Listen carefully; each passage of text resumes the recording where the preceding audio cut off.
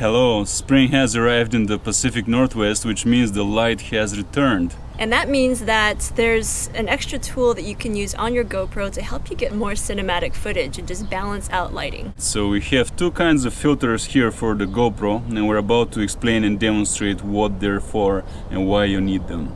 There are times when you shoot when there's simply too much light, and this is when you need this type of filter called a neutral density filter. And if you look at the GoPro, the glass that it comes with is completely clear in front of the lens, and it will let in all the light. And if you look at these filters here, you can see that they're all darkened, and therefore they will let in less light. And when you simply have too much light, you need to put on one of these filters, especially for video, because when you shoot video and you have to have a shutter speed which is balanced together with your frame rate so that you can get the motion blur to look appealing.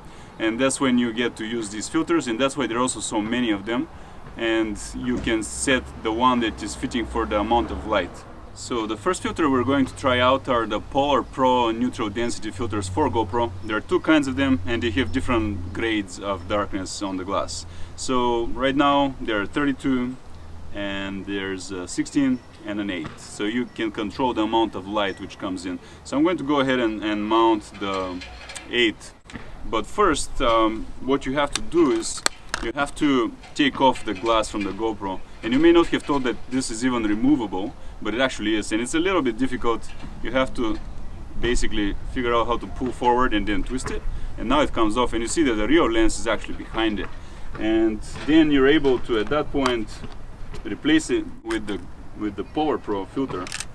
And you do that in the same manner, where you begin when it's twisted, and then you put it back in place. So you are now able to shoot in much brighter conditions. And right now it's quite bright, so what I think is that it will be not dark enough, this glass that I put on the 8, which is the lightest one that we have. So PolarPro has an app which lets you calculate for the amount of light you want to let in. But with the GoPro, the controls are such that controlling the rest of it, the shutter speed and all the other things, is not very easy.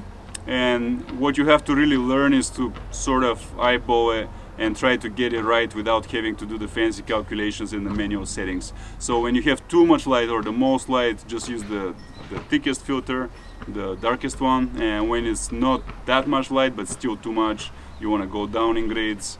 And that's what it is. So you can test and see and try to get a feeling of when to use which filter.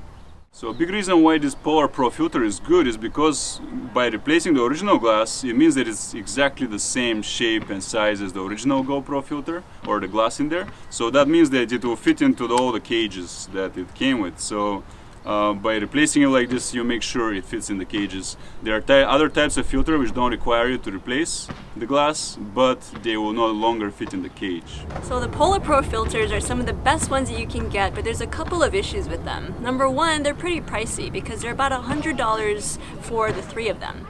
So if you're thinking that there might be some cheaper filter options, then you would be correct, because these are some Telesin filters and they are about $20 for 3.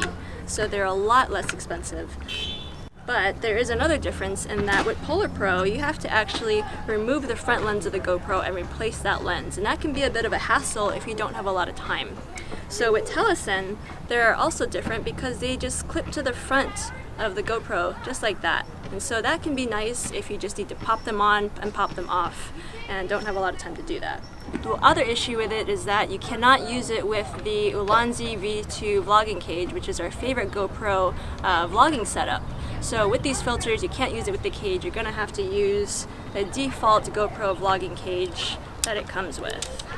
And even then, you actually have to take off the filter, stick the GoPro in the cage, and then put the filter on the front.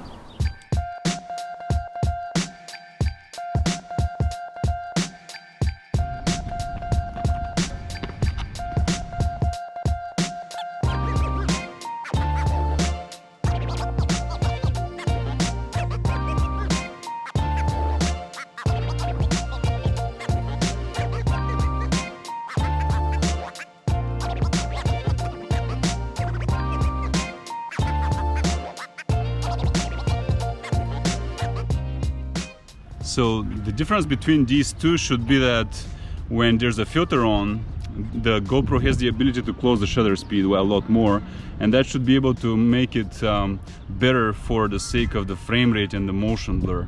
And so when you're doing action in a bright environment, you want to put a darker filter on so you can get the action more normal looking instead of blurry.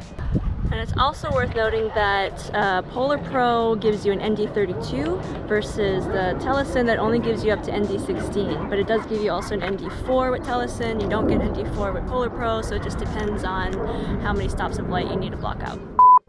Every time we try to film, a plane goes by. Planes are assholes. The man child is going by now. So that was our test between the Telesin filters and the PolarPro filters. Which one did you like best? Personally, I like the PolarPro the most because